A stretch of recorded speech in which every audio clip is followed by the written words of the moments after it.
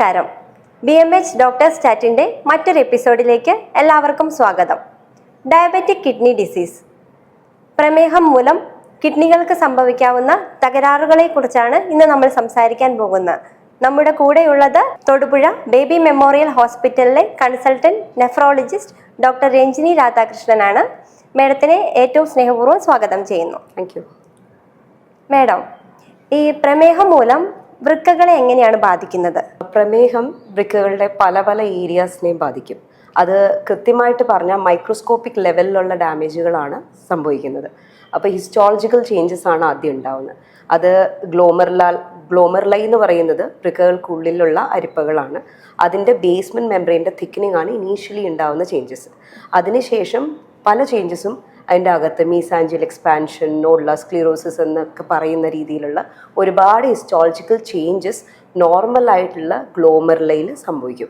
അതുമൂലം വൃക്കകൾക്ക് തകരാറ് സംഭവിച്ചതിന് ശേഷം മൂത്രത്തിൽ പ്രോട്ടീൻ്റെ അളവ് കൂടുക, അതിനുശേഷം പിന്നീട് ആ ഡാമേജ് കൂടി ക്രിയാറ്റിൻ കൂടുക എന്നുള്ള അവസ്ഥയാണ് ഡയബറ്റിക് കിഡ്നി ഡിസീസ് എന്ന് പറയുന്നത്. അതിപ്പോൾ ഞാനിപ്പോൾ പറഞ്ഞ ചേഞ്ചസ് മൈക്രോസ്കോപ്പിക് ലെവലിലുള്ള ചേഞ്ചസ്. അത് കൂടാണ്ട് തന്നെ കിഡ്നിക്ക് ഏത് രീതിയിലും ഡയബറ്റിസ് ഉള്ള രോഗികളിൽ യൂറിനറി ഇൻഫെക്ഷൻ മൂലവും അല്ലാണ്ട് ഡയറക്റ്റ്ലി കിഡ്നി ഇൻഫെക്ഷൻ വന്നിട്ടുള്ള ഡാമേജും എല്ലാം കൂടി നമ്മൾ എൻകംപാസ് ചെയ്യുന്നൊരു ബ്രോഡ് ടേമാണ് ഡയബറ്റിക് കിഡ്നി ഡിസീസ് എന്ന് പറയുന്നത്. ഇപ്പം എല്ലാവർക്കും ഒരു സംശയം കാണാം, ഡയബറ്റീസ് ഉള്ള എല്ലാവർക്കും കിഡ്നി ഡിസീസ് വരുമോ എന്നുള്ളത്. ഡയബറ്റീസ് ഉള്ള എല്ലാവർക്കും കിഡ്നി ഡിസീസ് വരണമെന്ന് നിർബന്ധമില്ല. നമ്മൾ സ്റ്റാറ്റിസ്റ്റിക്സ് എടുത്ത് നോക്കിക്കഴിഞ്ഞാൽ ഏതാണ്ട് 30 to 40% of type 1 and type 2 diabetes ഉള്ള രോഗികളിൽ ഡയബറ്റിക് കിഡ്നി ഡിസീസ് ഉണ്ടാവാൻ സാധ്യതയുണ്ട്. സോ എല്ലാവർക്കും വരണം എന്ന് നിർബന്ധമില്ല. But just make sure you don't fall into that 30 to 40% group which later on diabetic nephropathy develop ചെയ്യാവുന്ന ആ 30 to 40% ആൾക്കാരിൽ നമ്മൾ പെടാതിരിക്കാൻ ശ്രമിക്കുക എന്നുള്ളത്. മൂത്രം ഒഴിക്കുമ്പം പത വരിക, കാലിൽ നീര് കൂടുക, ഇതൊക്കെ ഒരു കിഡ്നി ഡിസീസിന്റെ ഭാഗമായിട്ടാണോ? സാധാരണഗതിയിൽ അത് നമുക്ക് രണ്ടും സെപ്പറേറ്റ് ആയിട്ട് അഡ്രസ്സ് ചെയ്യാം.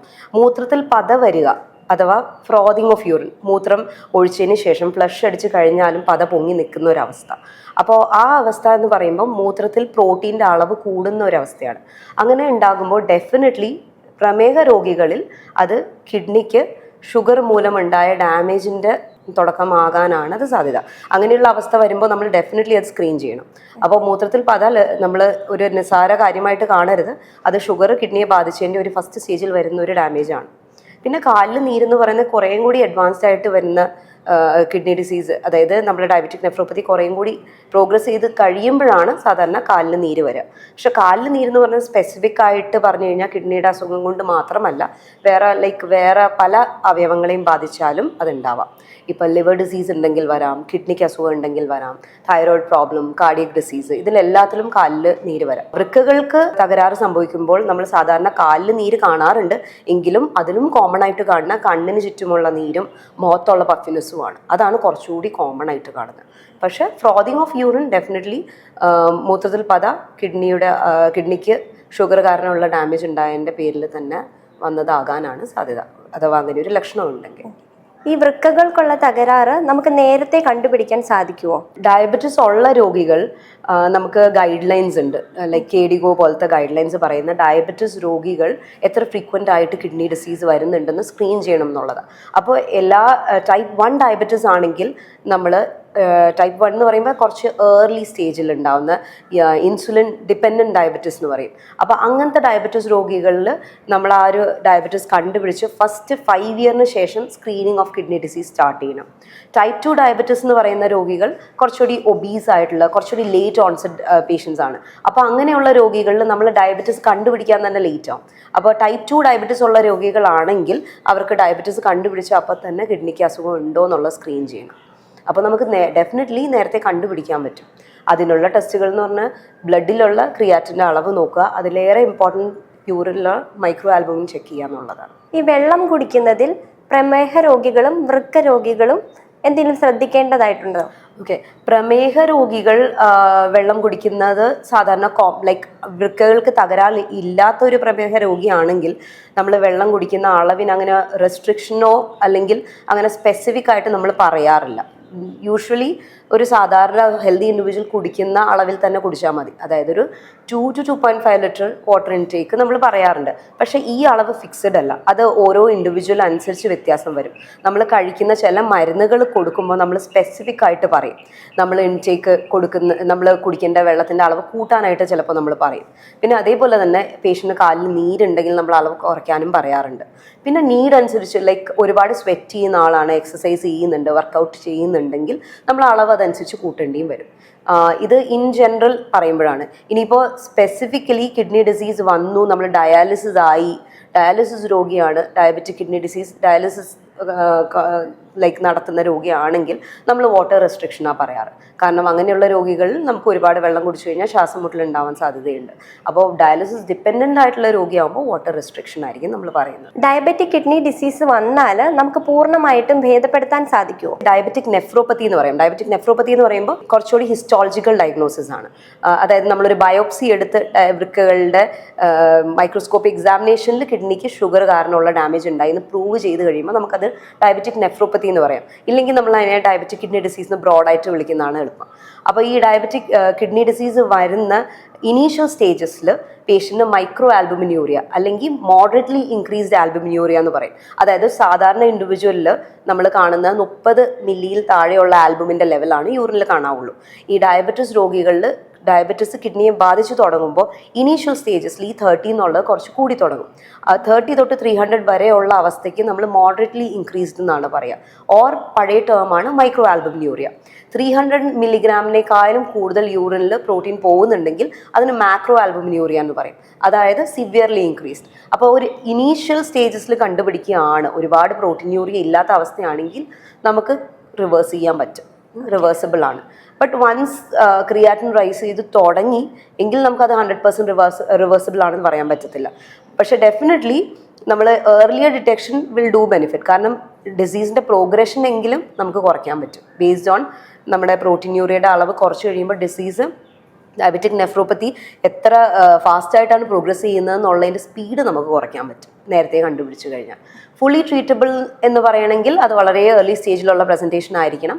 മൈക്രോ ആൽബുമിനൂറിയ അല്ലെങ്കിൽ കുറച്ച് സിവിയർലി ഇൻക്രീസ് ആൽബുമിനൂറിയ ആണെങ്കിലും ആ സ്റ്റേജിൽ പ്രസൻറ്റ് ചെയ്യുന്നു, കിഡ്നിക്ക് ക്രിയാറ്റിൻ റൈസ് ഇല്ലെങ്കിൽ കുറേയൊക്കെ വി ക്യാൻ ഡെഫിനറ്റ്ലി റിവേഴ്സ്. ഈ രക്തസമ്മർദ്ദം കൂടുന്നത് വൃക്കയെ ബാധിക്കുമോ?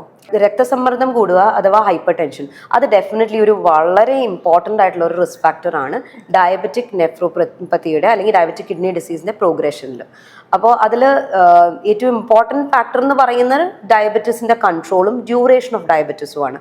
Along with that next important കാര്യം എന്ന് പറയുന്നത് ഹൈപ്പർ ടെൻഷനാണ്. അപ്പോൾ ഹൈപ്പർ ടെൻഷൻ ഉള്ള രോഗി ഡയബറ്റിക്കും ആണ് എങ്കിൽ ഡെഫിനറ്റ്ലി കിഡ്നിയെ ബാധിച്ച് തുടങ്ങിയിട്ടുണ്ട് അസുഖം എങ്കിൽ speed of progression uncontrolled hypertension ആണെങ്കിൽ speed of progression will be higher. അപ്പോൾ ഡെഫിനറ്റ്ലി BP നമ്മളൊരു ടാർഗറ്റ് യൂഷ്വലി ഡയബറ്റീസും കിഡ്നി ഡിസീസും ഉള്ള രോഗികളിലാണെങ്കിൽ ഹൈപ്പർ ടെൻഷൻ നമ്മളൊരു ലെസ് ദാൻ 130/80 മെയിൻറ്റെയിൻ ചെയ്യാൻ പറയും. അത് മെയിൻറ്റെയിൻ ചെയ്തില്ല എന്നുണ്ടെങ്കിൽ കുറച്ചുകൂടി ഫാസ്റ്റായിട്ട് ഡിസീസ് പ്രോഗ്രസ് ചെയ്യും. മദ്യപാനവും പുകവലിയും വൃക്കയെ എത്രത്തോളം ബാധിക്കുന്നുണ്ട്? അതിൽ സ്മോക്കിംഗ് ആണ് ഏറ്റവും നൊട്ടോറിയസ് ആയിട്ടുള്ള കിഡ്നി ഡിസീസ് പ്രോഗ്രഷൻ ഉണ്ടാക്കാനും. Smoking as A individual risk factor ഇപ്പോൾ പ്രമേഹ രോഗികളല്ലെങ്കിലും സ്മോക്കിംഗ് മാത്രമുള്ള രോഗിയാണെങ്കിലും അതുകൊണ്ട് മാത്രം വൃക്കയ്ക്ക് തകരാറുണ്ടാവാൻ പോസിബിലിറ്റി ഉണ്ട്. അപ്പോൾ ഡയബറ്റീസ് ഉള്ള രോഗി ഹൈപ്പർടെൻസീവും ആണ്, എൻ്റെ കൂടെ സ്മോക്കിംഗ് ഉണ്ടെങ്കിൽ എക്സ്ട്രാ ആഡഡ് റിസ്ക് ഫാക്ടറാണ് for the disease to progress very soon. അപ്പോൾ അങ്ങനെയാണെങ്കിൽ നമ്മൾ അഡ്വാൻസ് സ്റ്റേജിലോട്ട് പെട്ടെന്ന് പ്രോഗ്രസ് ചെയ്ത് പോകാൻ സാധ്യത കൂടുതലാണ്. അതേപോലെ തന്നെയാണ് എക്സസീവ് ആൽക്കഹോൾ കൺസംഷൻ, അതും നമ്മുടെ ഷുഗറിൻ്റെ കൺട്രോളിനെയും ബാധിക്കും. അതേപോലെ തന്നെ കിഡ്നിയുടെ ഡിസീസ് പ്രോഗ്രസ് ചെയ്യാൻ സാധ്യത കൂടുതലാണ് എക്സസീവ് ആൽക്കഹോൾ കൺസംഷൻ ഉണ്ടെങ്കിൽ. നമ്മൾ കഴിക്കുന്ന ഭക്ഷണത്തിൽ എത്രത്തോളം ഉപ്പ് ആഡ് ചെയ്യാനായിട്ട് പറ്റും? ഓക്കെ, ജനറലി സ്പീക്കിംഗ് നമുക്ക് WHO ഗൈഡ് ലൈൻസ് ഉണ്ട് എത്ര സോൾട്ട് ഇൻടേക്ക് ആകാം എന്ന് പറയുന്നത്. WHO ഗൈഡ് ലൈൻസ് അനുസരിച്ച് നമുക്ക് ഒരു 2 gram സോഡിയം, അതാണ് സ്പെസിഫിക്കലി ഇതേ sodium less than 2 gram per day എന്ന് പറയുമ്പോൾ സോൾട്ടിൻ്റെ കണ്ടന്റ് അറൌണ്ട് 5 to 6 gram വരും പെർ ഡേ. അപ്പോൾ that is all what is recommended by WHO. പക്ഷേ യൂഷ്വലി ആവറേജ് ഇന്ത്യൻ ഡയറ്റിൽ നോക്കിക്കഴിഞ്ഞാൽ ഇതിൻ്റെ ഇരട്ടിയാണ് നമ്മുടെ salt intake. Around 11 to 12 grams ഒക്കെ വരും നമ്മുടെ യൂഷ്വൽ ഇന്ത്യൻ ഡയറ്റിലെ സോൾട്ട് ഇൻടേക്ക്. നൗ പ്രമേഹ രോഗികളിൽ സോൾട്ട് ഇൻടേക്ക് ഇമ്പോർട്ടൻ്റ് എന്തുകൊണ്ടാണെന്ന് വെച്ച് കഴിഞ്ഞാൽ പ്രമേഹ രോഗികൾ മിക്കവാറും 80% ഡയബറ്റിക് രോഗികൾ ഹൈപ്പർ ടെൻസീവ് ആണ്. അപ്പോൾ ഈ ഹൈപ്പർ ടെൻഷൻ്റെ കൺട്രോളിൽ salt intake is very important. അപ്പോൾ ഈ salt intake less than 6 gram തന്നെ മെയിൻറ്റെയിൻ ചെയ്യാനായിട്ട് ശ്രമിക്കുക. ഇല്ലാന്നുണ്ടെങ്കിൽ സോൾട്ട് ഇൻടേക്ക് കൂടുന്തോറും BP കൺട്രോള് മോശമാകും, BP പിന്നെയും കൂടാനും ഡിസീസ് പ്രോഗ്രസ് ചെയ്യാനും ഉള്ള സാധ്യത കൂടുതലാണ്. അപ്പോൾ ജനറലി നമ്മൾ സോൾട്ട് റെസ്ട്രിക്റ്റ് ചെയ്യാനാണ് പറയുന്നത് ഹൈപ്പർ ടെൻഷൻ ഉണ്ടെങ്കിൽ. ഇല്ലെങ്കിലും ഇൻ ജനറൽ നമ്മൾ even for healthy individuals salt restrict ചെയ്യുന്നതാണ് എപ്പോഴും നല്ലത്. Even to prevent the onset of hypertension, അതായത് ഹൈപ്പർ ടെൻഷൻ ഉണ്ടാവാതെ ഇരിക്കാനും സോൾട്ട് റെസ്ട്രിക്റ്റ് ചെയ്യുവാണെങ്കിൽ നല്ലതാണ്. എപ്പോഴാണ് ഒരു പ്രമേഹ രോഗി ഡോക്ടറെ കൺസൾട്ട് ചെയ്യേണ്ടത്? ഒരു പ്രമേഹ രോഗി definitely at the point of diagnosis, അതായത് ഡയഗ്നോസിസ് ചെയ്യുന്ന സമയത്ത് തന്നെ ഡോക്ടറെ കാണുക എന്നുള്ളതാണ്. അല്ലെങ്കിൽ രോഗലക്ഷണങ്ങൾ, ഇപ്പം ഡയബറ്റിസ് ഉള്ള രോഗിയാണെങ്കിൽ രോഗലക്ഷണം എന്ന് പറയുന്നത് അമിതമായിട്ട് യൂറിൻ പാസ്സാകുക, അല്ലെങ്കിൽ ഭയങ്കരമായിട്ട് വിശപ്പ് കൂടുക, ശരീരഭാരം കുറയുക, ഭയങ്കര ദാഹം തോന്നുക. അപ്പോൾ ഈ ലക്ഷണങ്ങളൊക്കെ ആയിരിക്കും ഇനീഷ്യൽ ഡയബറ്റിസ് ഉള്ള രോഗികളിൽ കാണുന്നത്. ചില രോഗികളിൽ വലിയ ലക്ഷണങ്ങൾ കാണണമെന്നുമില്ല, ഒരു ഫാമിലി ഹിസ്റ്ററി ഓഫ് ഡയബറ്റിസ് മാത്രമേ കാണുകയുള്ളൂ. അപ്പോൾ ഏത് രോഗിയാണെങ്കിലും നമുക്കൊരു രോഗലക്ഷണം ഉണ്ട്, ഡയബറ്റിസ് ഉണ്ടെന്നൊരു സംശയം ഉണ്ടെങ്കിൽ it is very easy. Just നമുക്കൊരു ഡോക്ടറെ കണ്ട് ബേസിക് ആയിട്ടുള്ളൊരു വർക്കപ്പ് ചെയ്ത് ഷുഗറും ചെക്ക് ചെയ്ത് പറ്റുമെങ്കിൽ ഒരു HbA1c കൂടി ചെക്ക് ചെയ്യുക, ഡയബറ്റിസ് ഇല്ല എന്ന് ഉറപ്പുവരുത്താനായിട്ട്. ഇനി ഒരു ഡയബറ്റിസ് രോഗി നെഫ്രോളജിസ്റ്റിനെ എപ്പോൾ കാണണം എന്ന് വെച്ച് കഴിഞ്ഞാൽ എല്ലാ ഗൈഡ് ലൈൻസ് പറയുന്നത് നമ്മൾ ഡയബറ്റിസ് കണ്ടുപിടിച്ചാൽ, ഞാനിപ്പോൾ പറയുന്ന ടൈപ്പ് 2 ഡയബറ്റീസിനെ കുറിച്ചാണ്. അപ്പോൾ ടൈപ്പ് 2 ഡയബറ്റീസ് ആണ് കുറച്ചുകൂടി കോമൺ. അപ്പോൾ ടൈപ്പ് 2 ഡയബറ്റിസ് രോഗി എല്ലാ വർഷവും കണ്ണിൻ്റെ സ്ക്രീനിങ്, ഡയബറ്റിക് റെറ്റിനോപ്പത്തി ഉണ്ടോ എന്ന് അറിയാനുള്ള കണ്ണിൻ്റെ സ്ക്രീനിങ്ങും വൃക്കകൾക്ക് ഡയബറ്റിക് നെഫ്രോപ്പത്തി ഉണ്ടോ എന്ന് അറിയാനായിട്ടുള്ള യൂറിൻ്റെയും ക്രിയാറ്റിൻ്റെയും ടെസ്റ്റ് ചെയ്യണം. ഇനിയിപ്പോൾ ഇതിൽ എന്തെങ്കിലും ഒരു വേരിയേഷൻ കാണുകയാണ്, ക്രിയാറ്റിനോ യൂറിൻ മൈക്രോ ആൽബുമിനൂറി ഉണ്ടെന്ന് അറിയുന്നുണ്ടെങ്കിൽ നമ്മൾ എവറി 3 months ഡോക്ടറുടെ അടുത്ത്, നെഫ്രോളജിസ്റ്റിൻ്റെ അടുത്ത് ഫോളോ അപ്പ് ചെയ്യുക എന്നുള്ളതാണ്. എന്താണ് ഒരു ഡയാലിസിസ്? എല്ലാ വൃക്ക രോഗികൾക്കും ഈ ഡയാലിസിസിന്റെ ആവശ്യമുണ്ടോ? ഡയാലിസിസ് എന്ന് പറയുന്ന ഒരു ബ്രോഡ് ടേം ആണ്. നമുക്ക് ഡയാലിസിസിനെ ബ്രോഡായിട്ട് ഹീമോ ഡയാലിസിസും പെരിറ്റോണിയൽ ഡയാലിസിസും എന്നൊക്കെ ഡിവൈഡ് ചെയ്യാം. അതിൽ ഹീമോ ഡയാലിസിസ് എന്ന് പറയുന്ന ബ്ലഡ് ശുദ്ധീകരിക്കുന്ന പ്രക്രിയയാണ്. പെരിറ്റോണിയൽ ഡയാലിസിസ് എന്ന് പറയുമ്പോൾ ഫ്ലൂയിഡ് നമ്മൾ വയറിലേക്ക് ഇട്ടിട്ട് പിന്നെ അത് പുറത്തോട്ട് എടുത്തിട്ട് അത് വേറെ രീതിയിലുള്ള ഡയാലിസിസാണ്. അപ്പോൾ ഇൻ ജനറലി നമ്മൾ ഡയാലിസിസ് എന്ന് പറയുമ്പോൾ അധികം കോമൺ ആയിട്ടുള്ളത് ഹീമോ ഡയാലിസിസ് ആണ്. അപ്പോൾ ഹീമോ ഡയാലിസിസ് എന്ന് പറയുമ്പോൾ നമ്മൾ ബ്ലഡ് പുറത്തോട്ട് എടുക്കുന്നു ശരീരത്തിൽ നിന്ന്, ഏതെങ്കിലും ഒരു ആക്സസ് വഴി, ഫിസ്റ്റുല അല്ലെങ്കിൽ കത്തീറ്റർ വഴി ബ്ലഡ് പുറത്തോട്ട് എടുക്കുന്നു. ഇതൊരു ഫിൽറ്റർ വഴി നമ്മൾ പാസ് ചെയ്യുന്നു. എന്നിട്ട് ആ ഫിൽറ്ററിൻ്റെ അകത്ത് നമുക്ക് വളരെ നേർത്ത ട്യൂബുകൾ കാണും. അപ്പോൾ ആ ട്യൂബിൻ്റെ ഉള്ളിൽ കൂടെ ബ്ലഡ് പാസ് ചെയ്യുന്നു. ഈ ട്യൂബുകളുടെ വെളിയിൽ ഡയാലിസേറ്റ് ഉണ്ടാവും, ആ ഡയാലിസേറ്റും അതിലൂടെ പാസ് ചെയ്യുന്നുണ്ട്. അപ്പോൾ ബ്ലഡിനകത്തുള്ള ഇംപ്യൂരിറ്റീസ് അഥവാ യൂറിയ, ക്രിയാറ്റിൻ അങ്ങനത്തെ ടോക്സിക് സാധനങ്ങളെല്ലാം പുറത്തോട്ട് പോകുന്നു. ആൻഡ് ദെൻ പ്യൂരിഫൈഡ് ബ്ലഡ് നമ്മൾ ശരീരത്ത് തിരിച്ചു കയറ്റുന്നു. ഇതാണ് ലഘുവായി പറഞ്ഞ ഡയാലിസിസ്. ഇനി ഒരു രോഗിക്ക് ഡയാലിസിസ് വേണ്ടി വരുന്ന അവസ്ഥ എപ്പോഴാണെന്ന് ചോദിച്ചു കഴിഞ്ഞാൽ, നമുക്ക് ജനറലി ക്രോണിക് കിഡ്നി ഡിസീസ് ആയിട്ടുള്ള രോഗി, അതായത് സ്ഥായിയായ വൃക്കസ്തംഭനം ഉണ്ടായി, അങ്ങനെയുള്ളൊരു രോഗി ഇനീഷ്യലി സ്റ്റേജ് 1 തൊട്ട് സ്റ്റേജ് 5 വരെ ആയിട്ട് ക്ലാസിഫൈ ചെയ്യാം. പ്രവർത്തനം കുറഞ്ഞ് സ്റ്റേജ് 5 പോയി, അതായത് GFR ഗ്ലോമറുലാർ ഫിൽട്രേഷൻ റേറ്റ് വളരെ കുറഞ്ഞ് ലെസ് ദാൻ 15 ആയി എന്നുള്ള അവസ്ഥ വന്നു കഴിയുമ്പോൾ പേഷ്യൻറ്റിന് രോഗലക്ഷണങ്ങൾ ഒരുപാട് കൂടി കഴിയുമ്പോഴാണ് നമ്മൾ സാധാരണ ഡയാലിസിസിലോട്ട് ആക്കാറ്. പൊതുവെ നമ്മളുടെ ഇടയിൽ ഇപ്പോൾ ആൾക്കാർ വേദന വരുമ്പോൾ സ്വയമേ മരുന്ന് കഴിക്കുന്ന കൂടുതലും ആൾക്കാരെ കണ്ടുവരുന്നുണ്ട്. അങ്ങനെ സ്വമേധയ പെയിൻ കില്ലേഴ്സ് കഴിക്കാമോ? സ്വമേധയ പെയിൻ കില്ലേഴ്സ് കഴിക്കുക, അഥവാ അതിന് ഓവർ ദ കൗണ്ടർ മെഡിക്കേഷൻസ് എന്ന് പറയും. അതായത് ഒരു പ്രിസ്ക്രിപ്ഷൻ ഇല്ലാണ്ട് തന്നെ മെഡിസിൻ പോയിട്ട് ഫാർമസിയിൽ നിന്ന് വാങ്ങിച്ച് കഴിക്കുക. അപ്പോൾ അതിൻ്റെ ഒരു ഡയബറ്റിസ് രോഗിയെ സംബന്ധിച്ചിടത്തോളം റിസ്ക് കുറേയും കൂടി കൂടുതലാണ്. ഡയബറ്റിസ് രോഗികളിൽ ഡയബറ്റീസിൻ്റെ ഡ്യൂറേഷനും കൺട്രോളും എല്ലാം വൃക്കകളെ ബാധിക്കും ഞാൻ പറഞ്ഞു. അപ്പോൾ ഇങ്ങനെയുള്ള രോഗികളിൽ ഓൾറെഡി റിസ്ക് ഫാക്ടർ ഉണ്ട് കിഡ്നിക്ക് അസുഖം വരാനുള്ള, ഡയബറ്റിസ് പ്ലസ് കൂടെ ഒരു ഹൈപ്പർ ടെൻഷനും കാണും. അതിൻ്റെ കൂട്ടത്തിൽ ഈ രോഗി പോയിട്ട് ഏതെങ്കിലും ഒരു പെയിൻ കില്ലർ വാങ്ങിച്ച് കഴിക്കുമ്പോൾ ഡെഫിനറ്റ്ലി അത് ആഡ് ഓൺ റിസ്ക് ആണ്. അപ്പോൾ ആ ഒരു പെയിൻ കില്ലർ കാരണം ചിലപ്പോൾ നമ്മൾ ഡയബറ്റീസിന് മൈക്രോ ആൽബുമിനൂറിയ കുറയ്ക്കാൻ വേണ്ടി കൊടുക്കുന്ന പല മരുന്നും പെയിൻ കില്ലേഴ്സിൻ്റെ കൂടെ കഴിക്കുമ്പോൾ ക്രിയാറ്റിൻ പെട്ടെന്ന് കൂടാനും അക്യൂട്ടായിട്ടുള്ള കിഡ്നി ഇഞ്ചുറി ഉണ്ടാകാനും സാധ്യത കൂടുതൽ. അതുകൊണ്ട് ഒരിക്കലും ഒരു ഡയബറ്റീസ് ഉള്ള രോഗി ചുമ്മാ ഒരു പ്രിസ്ക്രിപ്ഷൻ ഇല്ലാണ്ട് പോയിട്ട് നമുക്ക് തോന്നുന്ന ഒരു രീതിയിലുള്ള പെയിൻ കില്ലേഴ്സ് അങ്ങനെ ചുമ്മാ വാങ്ങിച്ച് കഴിക്കരുത്. അങ്ങനെ ചെയ്ത് കഴിയുമ്പോൾ ഡെഫിനറ്റ്ലി അക്യൂട്ടായിട്ട് ഡാമേജ് ഉണ്ടാവാൻ സാധ്യതയാണ്. ആൻഡ് പലപ്പോഴും അത് റിക്കവർ ആവണം എന്ന് നിർബന്ധമില്ല. നമ്മൾ പെയിൻ കില്ലർ കഴിക്കും, ക്രിയാറ്റിൻ കൂടും. ചില രോഗികളിൽ കുറഞ്ഞു വരാറുണ്ട്, പക്ഷെ ചില രോഗികളിൽ ആ ക്രിയാറ്റിൻ കൂടി നിൽക്കാനും സാധ്യത. അപ്പോൾ അതുകൊണ്ട് അവോയ്ഡ് ചെയ്യുന്നതാണ് എപ്പോഴും നല്ലത്. അങ്ങനെ ഒരു പെയിൻ ഉണ്ട്, നമുക്ക് പെയിൻ കില്ലർ കഴിക്കേണ്ട ഒരു അവസ്ഥ ഉണ്ടെങ്കിൽ ബെറ്റർ കൺസൾട്ട് ഡോക്ടർ. അപ്പോൾ നമുക്ക് ബേസ് ലൈൻ ഒരു ക്രിയാറ്റിൻ വാല്യൂ എല്ലാം ഉണ്ട്, നമ്മൾ ബാക്കി മരുന്ന് കൂടെ കഴിക്കുന്നുണ്ടെങ്കിൽ നമ്മൾ അതിൻ്റെ പ്രിക്കോഷനും കൂടി പറഞ്ഞു കൊടുക്കും. പറ്റുമെങ്കിൽ നമുക്ക് സേഫ് ആയിട്ടുള്ള ഓൾട്ടർനേറ്റീവ് പെയിൻ കില്ലേഴ്സ് കൊടുക്കാനാണ് നോക്കുന്നത്. ഈ പ്രമേഹവും വൃക്കരോഗവും ഭയപ്പെടേണ്ട അസുഖമാണോ? പ്രമേഹവും വൃക്കരോഗവും ഡെഫിനറ്റ്ലി ഭയപ്പെടേണ്ട അസുഖം തന്നെയാണ്. കാരണം പ്രമേഹത്തെ ആൾക്കാർ ലഘുവായി കാണുന്നതുകൊണ്ടാണ് പലപ്പോഴും അത് വൃക്കരോഗമായി മാറുന്നത്.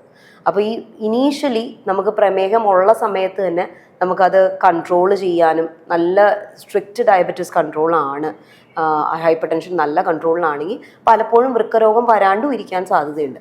അപ്പോൾ ആ കൺട്രോള് വളരെ പ്രധാനമാണ്. ഞാൻ പറഞ്ഞ പല റിസ്ക് ഫാക്ടേഴ്സും നമുക്ക് ലൈഫ് സ്റ്റൈൽ മോഡിഫിക്കേഷൻ വഴിയും ഡയറ്ററി മോഡിഫിക്കേഷൻ വഴിയും നമുക്ക് കൺട്രോൾ ചെയ്യാൻ പറ്റും. അപ്പോൾ ഇതെല്ലാം കൺട്രോൾ ചെയ്യാൻ പറ്റുമ്പോൾ ഡയബറ്റിക് നെഫ്രോപ്പതി എന്ന അവസ്ഥ വരാതിരിക്കാനും സാധ്യതയുണ്ട്. അപ്പോൾ ഇപ്പം നമുക്ക് ന്യൂവർ മെഡിസിൻസ്, നമുക്ക് പല ഡയബറ്റിക് നെഫ്രോപ്പതിയുടെ ഇനീഷ്യൽ സ്റ്റേജസ് നമുക്ക് കൊടുക്കാൻ പറ്റിയ ഒരുപാട് നല്ല മെഡിസിൻസ് ഉണ്ട്. അപ്പോൾ ആ മെഡിസിൻസ് ഇനീഷ്യലി കഴിക്കുവാണ്, കൃത്യമായിട്ട് മോണിറ്ററിങ്ങും ആണെങ്കിൽ ഡയബറ്റിക് നെഫ്രോപ്പതി പ്രോഗ്രസ് ചെയ്യാതിരിക്കാനും അത് ഒരുപാട് ഹെൽപ്പ് ചെയ്യും. സോ ഡെഫിനറ്റ്ലി രോഗത്തെ ഭയത്തോടെ കാണുന്നതിലും അത് കുറച്ച് വിവേകത്തോടെ കണ്ട് ഡയബറ്റീസിനെ റെസ്പോൺസിബിളായിട്ട് ഫോളോ അപ്പ് ചെയ്ത് അത് ഒരു ഡയബറ്റിക് നെഫ്രോപ്പതിയോ റെറ്റിനോപ്പതി എന്ന കോംപ്ലിക്കേഷനിലേക്ക് പോവാതെ നോക്കുക എന്നതാണ് ഏറ്റവും സ്മാർട്ടായിട്ടുള്ള മൂവ്. അപ്പോൾ ഭയത്തോടെ കാണണം, പക്ഷേ യു ഷുഡ് ബി വിജിലൻറ്റ് എന്നുള്ളതാണ്. ഈ വൃക്കരോഗം നമുക്ക് നേരത്തെ തടയാനാകുമോ? അത് നമ്മളിപ്പോൾ പറഞ്ഞ പോലെ തന്നെ പ്രിവെൻഷൻ എങ്ങനെയാണ്, അത് വൃക്കരോഗത്തിൻ്റെ പ്രിവെൻഷനെ കുറിച്ച് ഡയബറ്റീസിൻ്റെ കോണ്ടെക്സ്റ്റിൽ പറയുമ്പോൾ ഏറ്റവും പ്രധാനമായിട്ട് വരുന്ന ഡയബറ്റീസ് കൺട്രോളാണ്. അത് നമ്മൾ monthly follow up of blood sugars, ഫാസ്റ്റിങ്ങും PPVSും, പിന്നെ എവറി 3 months നമ്മുടെ HbA1c എന്ന് പറയും, 3 മാസത്തെ ആവറേജ് ഷുഗറിൻ്റെ ഒരു വാല്യൂ. അപ്പോൾ ആ വാല്യൂസ് നല്ല വെൽ കൺട്രോൾഡ് ആണ്. നമ്മൾ HbA1c <7 മെയിൻറ്റെയിൻ ചെയ്യാൻ പറയും. അപ്പോൾ അത് നല്ല വെൽ കൺട്രോൾഡ് ആണ്. പക്ഷേ ഈ 7 എന്നുള്ള വാല്യൂ വേരി ചെയ്യും പ്രായം അനുസരിച്ച്. അഡ്വാൻസ് ഏജ്, നല്ല പ്രായമുള്ള രോഗികളാകുമ്പോൾ നമ്മൾ ചിലപ്പോൾ കട്ട് ഓഫ് 7.5 വെയിറ്റ് ഒക്കെ ആയിട്ട് സെറ്റ് ചെയ്ത് വെക്കും. ബട്ട് എനിവേ നല്ല വെൽ കൺട്രോൾഡ് ബ്ലഡ് ഷുഗർ, നല്ല മെയിൻറ്റെയിൻഡ് HbA1c ആണെങ്കിൽ നമുക്ക് കുറേ ഏറെ ഡയബറ്റിക് നെഫ്രോപ്പതി വരാതെ ഇരിക്കാനായിട്ട് സഹായിക്കും. അതേപോലെ നെക്സ്റ്റ് നമ്മുടെ ഹൈപ്പർ ടെൻഷൻ നല്ല കൺട്രോൾ ആണോ, മെഡിക്കേഷൻസ് കൃത്യമായിട്ട് എടുക്കുന്നുണ്ടോ, നേരത്തെ പറഞ്ഞ പോലെ ഓവർ ദ കൗണ്ടർ ആയിട്ടുള്ള പെയിൻ കില്ലേഴ്സ് വാങ്ങി ചുമ്മാ കഴിക്കാതിരിക്കുക, പിന്നെ വെൽ ഹൈഡ്രേറ്റഡ് ആയിട്ടിരിക്കുക. യൂറിനറി ഇൻഫെക്ഷൻസ് വരാതിരിക്കാനും നല്ല വെൽ ഹൈഡ്രേറ്റഡ് ആണെങ്കിൽ നമുക്ക് അതും ഹെൽപ്പ് ചെയ്യും. ഓരോ യൂറിനറി ഇൻഫെക്ഷനും അഡ്വേഴ്സ് എഫക്റ്റ് ഉണ്ടാക്കുന്നുണ്ട് കിഡ്നിക്ക്, അപ്പോൾ അതും പ്രിവെൻറ്റ് ചെയ്യാൻ പറ്റും. പിന്നെയുള്ള ലൈഫ് സ്റ്റൈൽ ചേഞ്ച് ആണ് പ്രധാനമായിട്ട് പറയാനുള്ളത്. അതിൽ നമ്മുടെ ഡയറ്ററി മോഡിഫിക്കേഷൻ, പ്രമേഹ രോഗികളാവുമ്പോൾ കുറച്ചുകൂടി കാർബോഹൈഡ്രേറ്റ് ഇൻടേക്ക് കുറച്ചിട്ട് പ്രോട്ടീൻ ഇൻടേക്ക് നന്നായിട്ട് കൂട്ടി, പിന്നെ നല്ല റഫ് വേജിൻ്റെ ഇൻടേക്ക്, ഫ്രൂട്ട്സ്, വെജിറ്റബിൾസ്, ഒരു ബാലൻസ്ഡ് മീൽ കൺസ്യൂം ചെയ്യുക. പ്ലസ് അതിൽ കാലറി കട്ടിൻ്റെ കൂടെ തന്നെ സോൾട്ട് ഇൻടേക്ക് കുറയ്ക്കാനായിട്ട് നോക്കുക. നമ്മൾ നേരത്തെ പറഞ്ഞ പോലെ <6 grams സോൾട്ട് ഇൻടേക്ക് മെയിൻറ്റെയിൻ ചെയ്യുക. ഇങ്ങനത്തെ കാര്യങ്ങൾ ഡയറ്റിൽ ശ്രദ്ധിക്കുക. പിന്നീടുള്ളത് എക്സസൈസ് ആണ്. At least 30 minutes per day. അത് ഞാൻ എപ്പോഴും എൻ്റെ OPയിൽ സ്ട്രിക്റ്റ് ആയിട്ട് പറയാറുള്ളതാണ് എല്ലാ രോഗികളോടും. എത്ര പ്രായമാണെങ്കിലും നമ്മളെ കൊണ്ട് പറ്റുന്ന സിമ്പിളായിട്ടുള്ള moderate level of aerobic activity എന്നാണ് പറയുന്നത്. സോ അഡ്വാൻസ് ഏജ് ആകുമ്പോൾ നമുക്ക് എയറോബിക് ആക്ടിവിറ്റി അത്രയും പറ്റില്ലെങ്കിലും എല്ലാവർക്കും സിമ്പിളായിട്ട് ചെയ്യാൻ പറ്റുന്ന നടത്തമാണ്. നമുക്കൊന്ന് ഒരു മോഡറേറ്റ് ലെവൽ ഓഫ് നടത്തം, നമുക്കൊന്ന് നടന്നു കഴിയുമ്പോൾ ഇത്തിരി ഒരു ശ്വാസം ഒന്ന് വലിച്ചു വിടേണ്ട അവസ്ഥ വരുന്ന ആ ലെവൽ ഓഫ് നടത്തം അത് മെയിൻറ്റെയിൻ ചെയ്യുക. അറ്റ്ലീസ്റ്റ് ഒരു 30 minutes പെർ ഡേ വെച്ച് അത്രയുള്ള എക്സസൈസ് നമ്മൾ ചെയ്യുക. At least 5 days a week. So that amounts ഒരു 150 minutes of moderate aerobic activity per week. അത്രയും നമ്മൾ മെയിൻറ്റെയിൻ ചെയ്യുവാണെങ്കിൽ നല്ലതാണ്. So all these are its basically life style changes, diet, exercise and good control of diabetes, hypertension. Thank you doctor. Diabetic nephropathy എന്താണെന്നും അതെങ്ങനെ നേരത്തെ കണ്ടുപിടിക്കാമെന്നും നമുക്ക് വളരെ വിശദമായി പറഞ്ഞു തന്ന ഡോക്ടർ രഞ്ജിനിക്ക് സ്നേഹപൂർവ്വം നന്ദി. അടുത്തൊരു എപ്പിസോഡിൽ മറ്റൊരു വിഷയവുമായി കാണുന്നവരേക്കും this is Mittu signing of.